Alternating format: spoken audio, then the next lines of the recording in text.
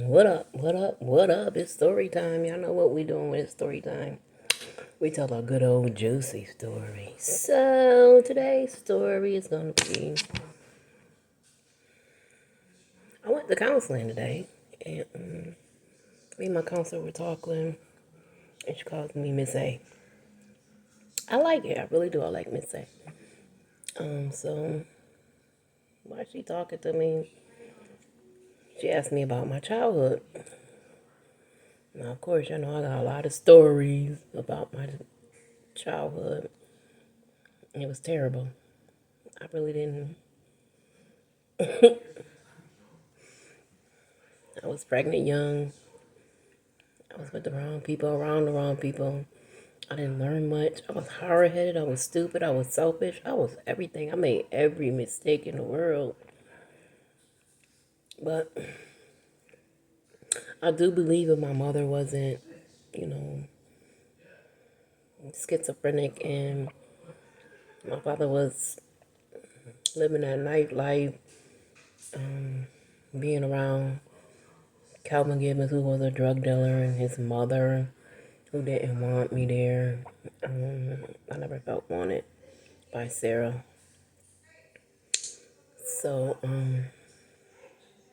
my story today is about the Gibbons. Yes, the, the story I told my counselor was one day I was coming home from school and I was in middle school and I walked in the door and Calvin Gibbons, of course, get Julie, Diane, Addie Mae, I believe Addie Mae. I'm not sure about Addie Mae. I think she was there. My mind places her there a long time ago. Poogal and Pookie. And they sat me down in the chair and they said I had stole Sarah's check.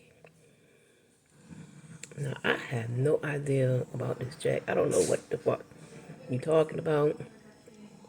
And at that time, I didn't get along with Sarah. I really did not. I thought she was a bitch. I really, really did. I didn't have nothing nice to say for her about her. I really didn't. Now we've had good times, but there were fewer than the bad times. So it just outweighed the good times was outweighed by the bad times. Uh, anyway, they was poking me in the head and telling me I ain't shit. I had stole this woman check and give it back, and I'm a liar and a thief, and oh, it was so bad. It was just so bad. And of course, Calvin, the ringleader of everything. He's always there to be the ringleader. And, he was telling me how bad my life was going to be.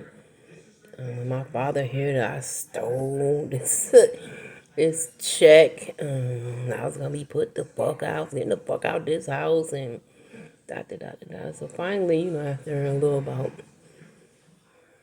30, 45 minutes, I really can't tell you how long it was, but it was a little while.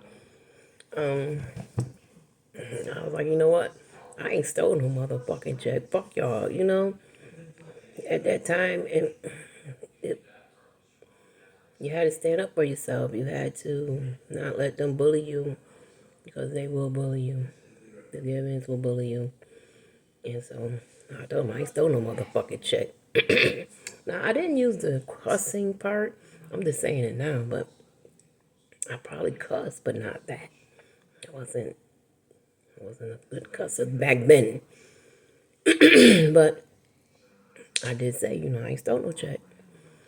So they was like, my dad was gonna tell my father, and I was gonna get sent back to my mama and all this and all that.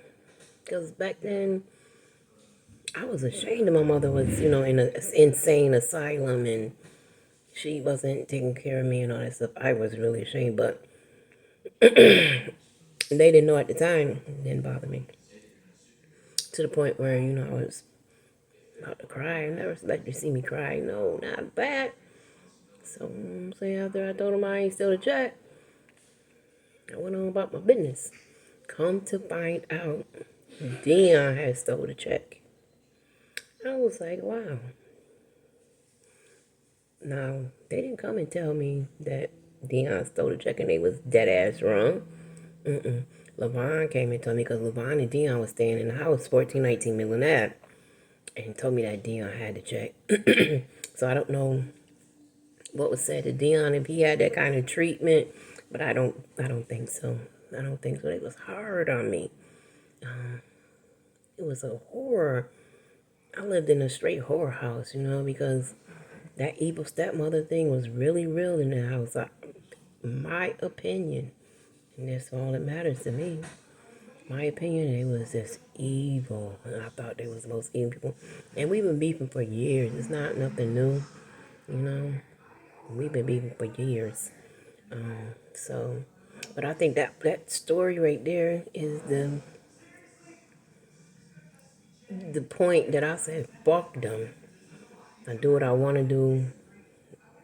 I don't give a fuck what nobody say, because, then nobody have my back in this motherfucker house anyway. And I think that's when I started running away from home, being in a gang. I got pregnant, and I just kept running. And I ran. I just kept running into people I thought was good people. They wasn't, for some reason. And it's not about them. This is about my story. And then when I got to the point where I was tired, because they do say when you get tired, you'll stop doing stuff. That's when I stopped running. So that's my story.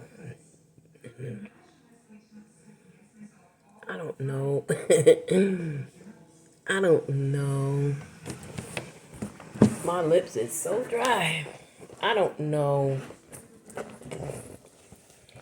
if we ever was gonna if I was ever gonna be accepted in the Gibbons or the Deans. From this point, I don't think I was ever gonna be accepted. I was never treated like I was accepted. To me, I was treated like a black sheep, like the wicked step, like I did all wrong and couldn't do no right. I was throwawayable. And so, now that I'm grown, about to be 50, I don't have no connection to them now. I don't have none of their phone numbers. I'm talking about the Gibbons, the Deans, or my mother's family. I don't have no connection to them now. No. The people I have connection to are my kids, my grandkids, or people that I have grown to love, who are now my family. But who I was born to be family, I don't have that connection. And I bought a matchbook one day, and I burnt all the bridges to people that I felt wasn't no use having a bridge to them. So I don't feel bad about it. I done been in many arguments about this. Reggie, every time he saw me, he used to talk about you need to be back, you need to be back connected with Richard and all that. And I had to tell Reggie one day at the gas station, like, yo, don't come to me no more with this shit about that. No more. If we can't talk about something else, we can't talk. And it's like we was good, but he had nothing else to talk about. So I didn't burn a bridge to him. We just didn't have nothing else to talk about when he had nothing to talk about Richard and turning property and stuff. And there's nothing I could do about that. Because I got a whole 50 years to talk about. Like, I got kids, I got grandkids. We could talk about anything. You got kids, I don't know your kids. It's like somebody pushed the button, bam, don't fuck with Nika, and that's what happened. I'm not saying they didn't have a reason to. It's just that not everybody has the same reason. Can't be everybody following one suit. But I I do know that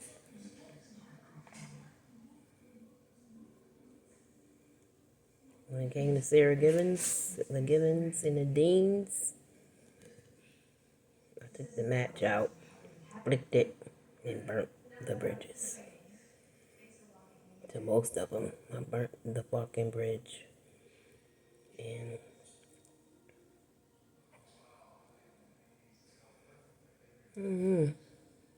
I still believe that Shawana owes my son the money that Calvin Gibbons paid her for rent. I still believe that. And now that she's an RN, she should be able to pay my son that money because he's in jail. He needs it. He deserves it. It is not hers. But when I took her to court, of course she didn't sit there and tell the truth that she had the money. No, I didn't have the proof that she had the money. So I lost the case. But she definitely owes my son that money. So I haven't spoken to her in years because of that. Plus, she tried to fight me because I took her to court. But you have to stand up for something when you'll fall for anything. And no matter who they are, family or not family, if they're wrong, they're wrong. And everybody should have stood up and said, yo, you wrong. You should get that girl her money. My son money, not my money, my son money. Because the house belonged to my son. It never belonged to Shawana and Michael. It never belonged to Rob Roosevelt, her father, who was a thief. None of that belonged to them. But they took it upon themselves to think it all belonged to them. And none of it did. So, when you be on a trip that, you know, is be all about you, or you think it's yours, it's not. So I had to take my side and say, you know what, if you can't do me right, it's nothing else for me and you to talk about. Not one thing. And as far as Patricia Ann Dean Tanksley, stop.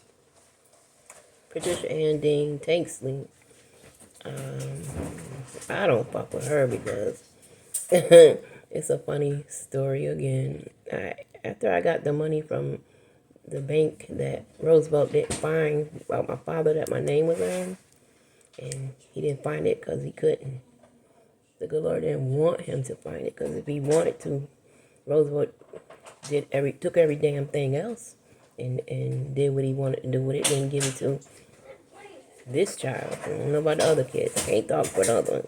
Damn sure can't talk for Richard because he's a snake.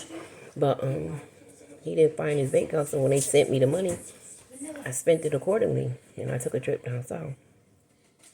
When I took a trip down south, I went to my grandfather's house. OCL Dean. Yo, OC was the truth. You know, OC was the truth. And when I got there, OC said, Patty and Jerry told me not to let you in. Don't let you in because you ain't about shit and you want some money. And I was like, Granddaddy, he said, you ain't got to talk about nothing. If you need some money, girl, you come to me and you get some money.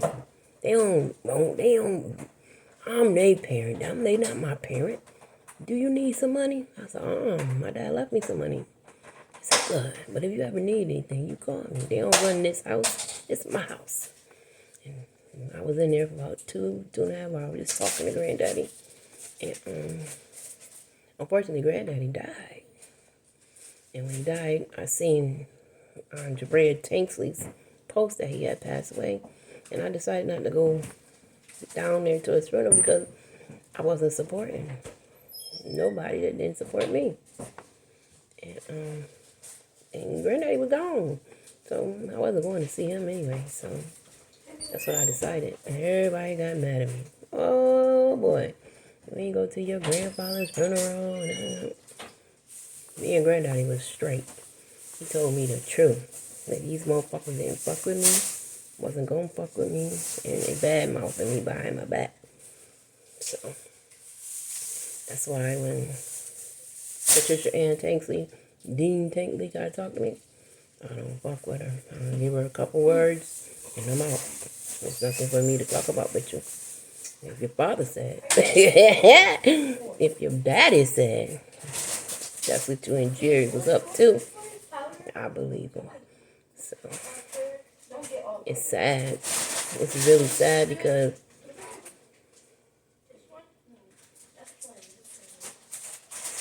it's just unfortunate that you be so sneaky, throw the rock and hide your hand type of situation, and don't be truthful. Why you never came to me and said, you didn't like me for such and such and such and such. I did you wrong on such and such. Never happened. It's been fake. It's been fake. So that's why I don't deal with her. And as far as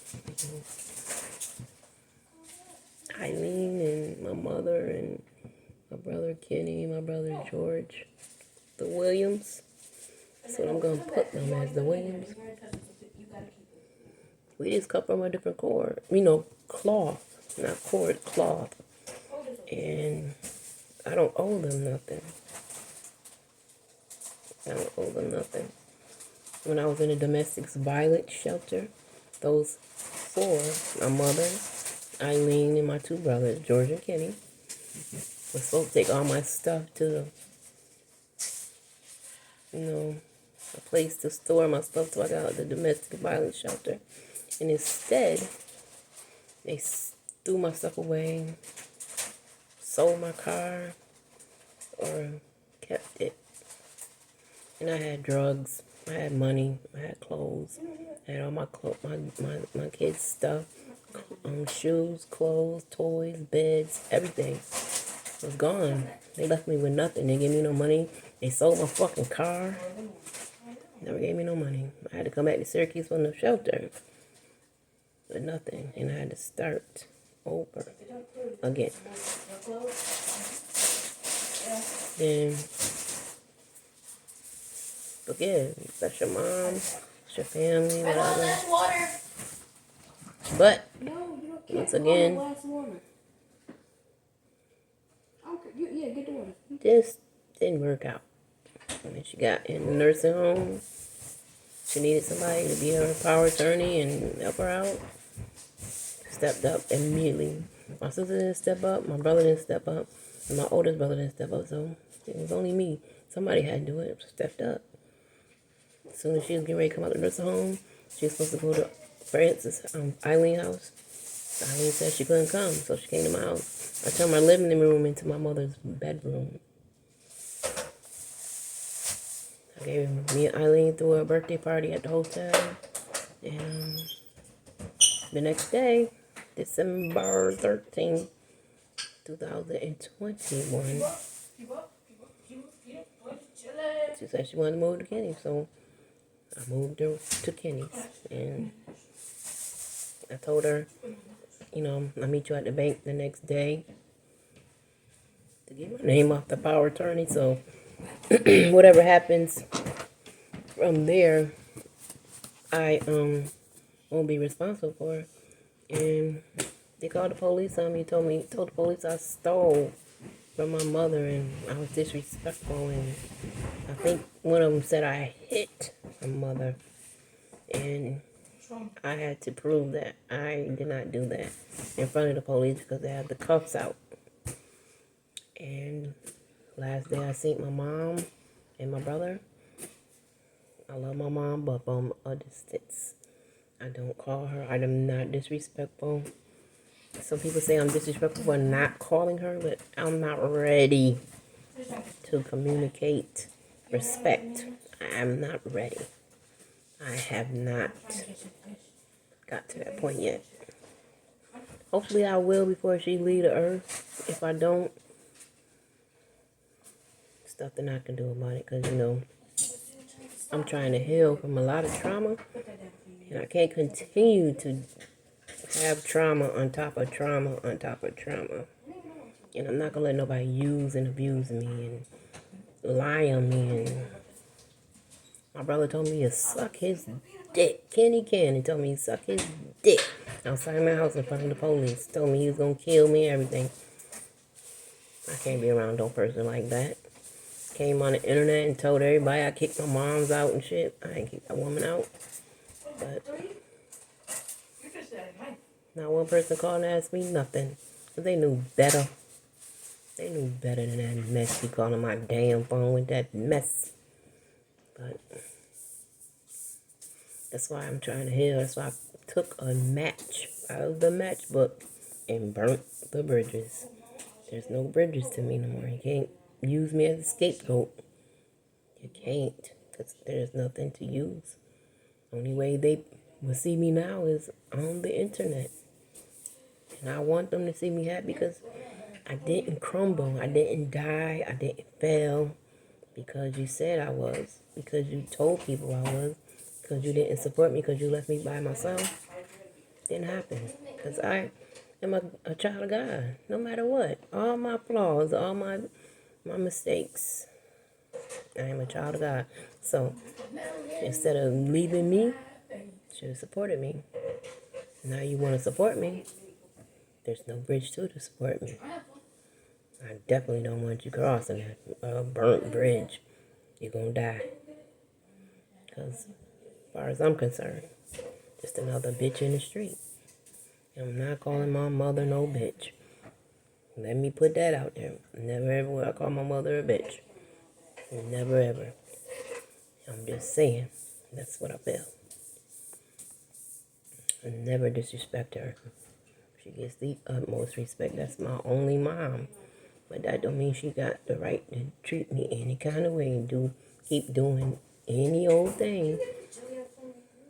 The person who's always there is Eileen.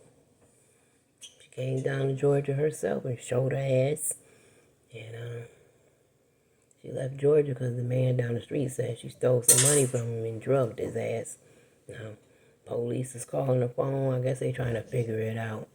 But had nothing to do with Nika. I'm still in the same house, same place, doing the same thing, got the same number. Just unfortunately, some people now are blocked from my phone. If you ain't treating me like I want to be treated, I don't care. I deserve to be respected. I deserve to be loved. See, because when you rule with love, it is better. It's easier. And it's definitely the right way. Rule with fear, rule with evilness, and it's never going to work out. You got it for a while, but you ain't going to always have it. And that's what happened with me. You know, certain people had it for real with me till it wasn't. And I know a lot of people would like for me to talk about my ex-husband, Clary Felder. I don't have nothing to say about him because as far as I'm concerned, we resolved our issues. Are we friends? I don't know what that is, but I ain't bashing that man. Tit for tat, we done did that. And there's nothing he can do to hurt me again. So there's nothing to say about him.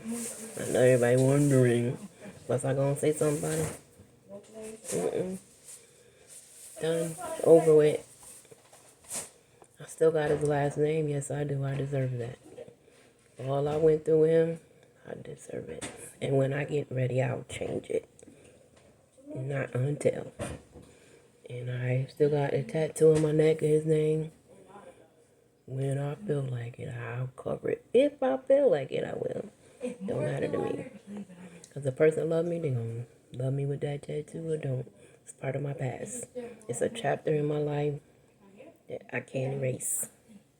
No matter what I do, I can't erase it. It's affected me now. And all these chapters that I have, they all affected me. I have some good chapters. Don't get it twisted. Baby has a life, but I have more bad than I have good. You know, like someone explained to me one day that this is the high and this is the low. This is what I kept doing all the time. I get high and I get low, and I get